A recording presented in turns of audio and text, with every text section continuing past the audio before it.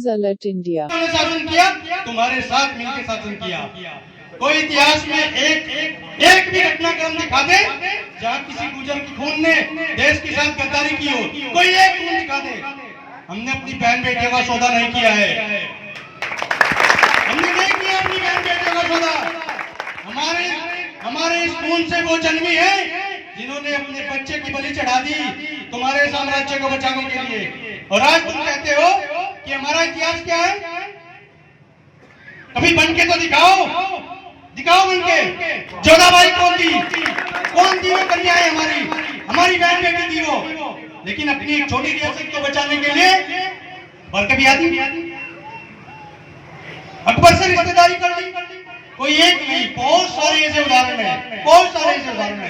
मैं उन उदाहरणों पर नहीं जाऊंगा क्योंकि सब लोग जानते हैं, लेकिन कोई एक ऐसा उदाहरण उठा के दिखा दो कि इस गुजर के खून ने देश से गद्दारी की हो। आज भी नहीं की।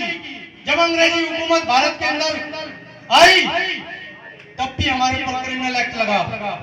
वो क्रिमिनल एक्ट हमें हमारी बहादुरी का इनाम था। वो क्रिमिनल एक्ट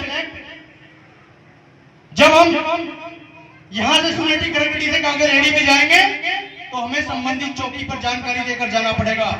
वो क्रिमिनल एक्ट था और उसी क्रिमिनल एक्ट के कारण हम लोग 50 साल पीछे थे।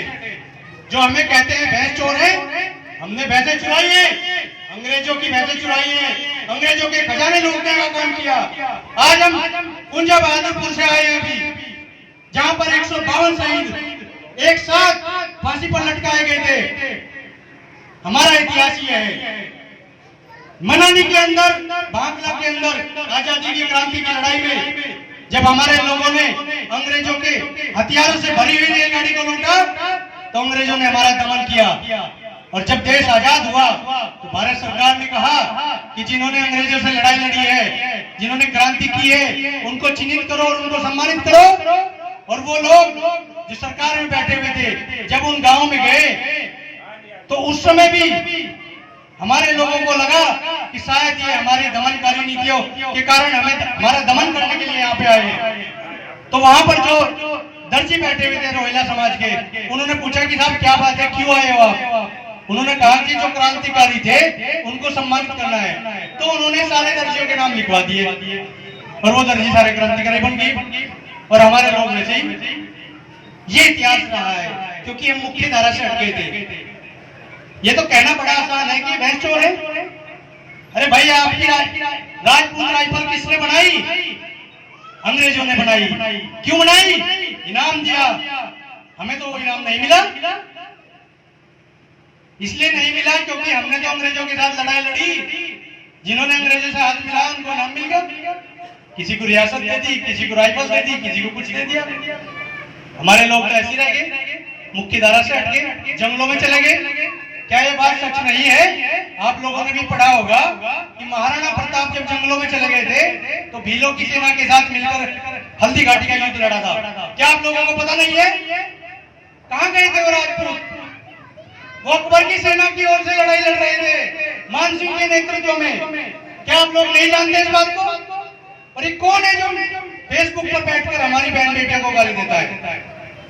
अगर उसके अंदर खून है तो आए सामने, इस भीड़ में से किसी को चुन ले। ये चैलेंज है हमारा। अगर हम हार गए तो घर बैठ जाएंगे पड़े। ये हमारा चैलेंज है। वो लोग हमें बताते हैं, वो हमसे टकराने की बात करते हैं। उत्तर प्रदेश के मुख्यमंत्री की भी मैं निंदा करता हूं। वैसे तो हिंदू हृदय सम्राट कहलाते हैं, लेकिन उन्होंने जिस तरह से दादरी के अंदर आकर और अपने विधायकों को और अपनी पार्टी के लोगों को निर्देश दिया कि साहब हिंदू शब्द हटाओ, गुजर शब्द हटाओ, मुझे इस पर घोर आपत्ति है। अलीगढ़ के अंदर एक जाट राजा के नाम पर आपने यूनिवर्सिटी की स्थापना की। वहां तो बता दिया कि जाट है और यहाँ हमें कह रहे हैं कि महापुरुष किसी के नहीं होते, सबके होते हैं। हम मानते हैं अगर कोई मनाना चाहे तो गुजर सम्राट मीर भोज की जयंती मनाए, पुण्यतिथि मनाए, उनके नाम पर पर्व आयोजित करे, हमें कोई आपत्ति नहीं है। लेकिन हमारे इतिहास को बदलने का काम ना करें। मीर भोज कॉलेज इस गुर्जर समाज के पैसे से बना है। और वो जो प्रतिमा लगी है 25 लाख रुपए खर्च करके गुर्जर समाज के लोगों ने प्रतिमा बनवाई। सरकार का कोई इसमें पैसा नहीं है। तो कायदे मगर सरकार को बुलाकर उसमें उद्घाटन कराने की भी जरूरत नहीं थी। लेकिन अगर बुलाया था सम्मान देने के लिए तो मुख्यमंत्री को भी ऐसी जरूरत नहीं थी कि वो किसी के बहकावे में आकर ये कहे कि भाई गुर्जर शब्द हटाओ यहाँ से। भाई गुर्जर शब्द के लिए तो हम अपनी जान दे सकते हैं। आप क्या बात कर रहे हो?